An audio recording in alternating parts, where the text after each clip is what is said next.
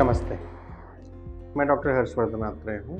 मैं एक medical oncologist हूँ और मैं आपको बताना चाहता हूँ कि सर्वाइकल कैंसर से कैसे बचा जाए। क्योंकि सितंबर का जो माह है वो गायनेकोलॉजिकल यानी कि महिलाओं के जननांगों से जुड़ी हुई कैंसर के बारे में अवेयरनेस मंथ के रूप में मनाया जाता है। सर्वाइकल कैंसर महिलाओं में होने वाला तीसरा सबसे ज़्यादा कॉमन कैंसर है। हर साल इसके बहुत सारे केसेस पकड़े जाते हैं और उनमें से अधिकतर महिलाओं की मृत्यु हो जाती है। सर्विक्स जो है वो गर्भाशय का मुंह कहलाता है और वो गर्भाशय के मुंह पे होने वाला कैंसर को सर्विक्स कैंसर हम कहते हैं। अधिकतर ये 50 से 60 साल की उम्र में कॉमनली होता है। महिलाओं में इसके लक्षण पीरियड्स के बीच में ब्लीडिंग होना या सहवास के बाद ब्लीडिंग हो जाना, गंदा डिस्चार्ज वेजाइना से होना, फाउल स्मेलिंग डिस्चार्ज होना, पेड़ों में दर्द रहना, इस तरह के लक्षण महिलाओं में अधिकतर पाए जाते हैं। सर्वाइकल कैंसर होने का जो मुख्य कारण है वो जो रिस्क फैक्टर्स हैं उसमें ह्यूमन पैपिलोमा वायरस नाम का एक संक्रमण होना सबसे ज़्यादा बड़ा रिस्क फैक्टर है। ये जो ह्यूमन पैपिलोमा वायरस है ये करीब 90 से 95% प्रतिशत लोगों में पाया जाता है, बट कुछ ही लोगों में ये कैंसर डेवलप होता है क्योंकि उनका इम्यून सिस्टम उस वायरस को क्लियर नहीं कर पाता और लगातार रहने वाला इन्फेक्शन उन सर्वाइकल कैंसर में डेवलप कर देता है या उन अंगों में लगातार डैमेज होने की वजह से कैंसर डेवलप हो जाता है। जो और रिस्क फैक्टर्स हैं वो हैं लोअर सोशियो इकोनॉमिक स्टेटस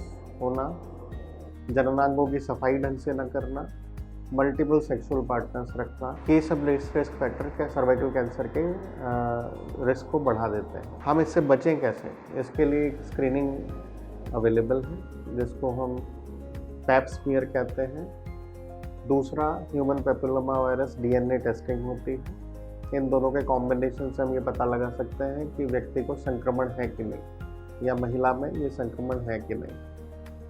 तो HPV टेस्टिंग 35 साल की उम्र से ज़्यादा की औरतों में हर साल होनी चाहिए।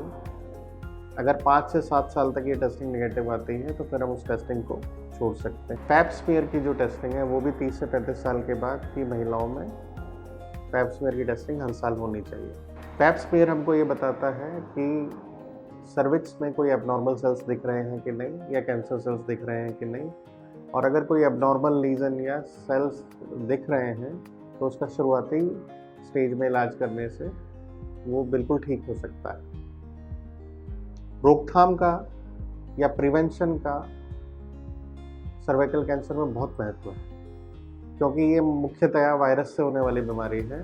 तो इसके लिए एक वैक्सीन डेवलप की गई है जिसको ह्यूमन पैपिलोमा वायरस वैक्सीन कहा जाता है। ये वैक्सीन 9 साल की उम्र से लेकर 25 साल की उम्र तक लगाई जा सकती है।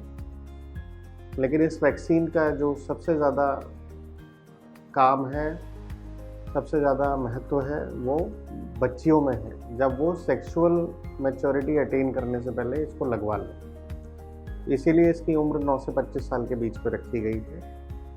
हालांकि जिन लोगों का वैक्सीनेशन इस उम्र में नहीं हो पाया है वो 45 साल की उम्र तक भी इस वैक्सीन को लगवा सकते हैं। ये वैक्सीन 3 डोज में लगाई जाती है, पहला महीना, तीसरा महीना और छठा महीना। 3 डोजेज में ये वैक्सीन लगाई जाती है और ये 95% तक रोकथाम करती है सर्वाइकल कैंसर होने से। अगर ये हो जाए तो आपके हमने लक्षण बताए हैं कि अगर इन लक्षणों में से आपको कोई भी लक्षण हो, जैसे कि गंदे पानी का डिस्चार्ज वेजाइना से बार बार हो रहा हो, फाउल स्मेलिंग डिस्चार्ज हो, एबनॉर्मल ब्लीडिंग हो, मेंसेस के बीच में ब्लीडिंग हो या सहवास के बाद ब्लीडिंग होती है, तो कृपया जांच ज़रूर कराइए।